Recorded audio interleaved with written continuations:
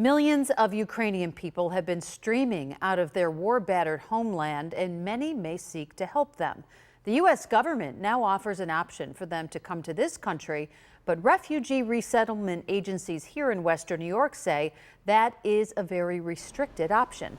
Channel 2's Ron Plants is here to explain. It's a little involved, Ron. It is, Mary Alice. Now, we're told by refugee resettlement advocates that the Uniting for Ukraine program, that's what it's called, which the Federal Homeland Security Department launched last week, actually depends upon U.S. citizens to sign up as sponsors and commit to cover living costs like housing, food, and health care for any Ukrainian seeking to come here to Western New York or elsewhere in this country. That is much different than the usual refugee resettlement, in which agencies like Jewish Family Services receive funding to help with those costs and make sure a new arrival could be eligible for safety net programs like Medicaid.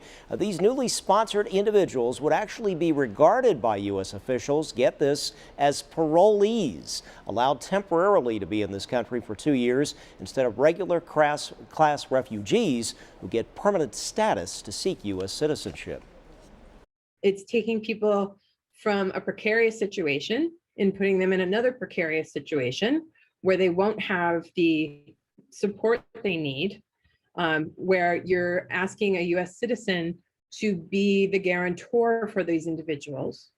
And Ms. Carr points out also that sponsors footing the bill for a new arrival must consider they could have war injuries requiring treatment or even mental health care, since many have been perhaps mentally scarred by what they saw and encountered with a war in Ukraine. A local refugee resettlement agency is meeting with supporters in this area to make sure they understand the unique status and commitment, and they're seeking meetings with our local congressional delegation to say that they feel this is perhaps not being handled properly in Washington.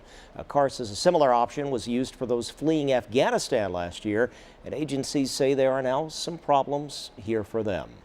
In the Information Center, Ron Plants, Channel 2 News.